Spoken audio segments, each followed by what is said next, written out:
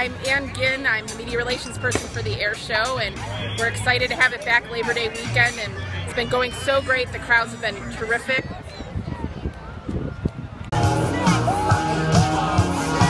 Army parachute team.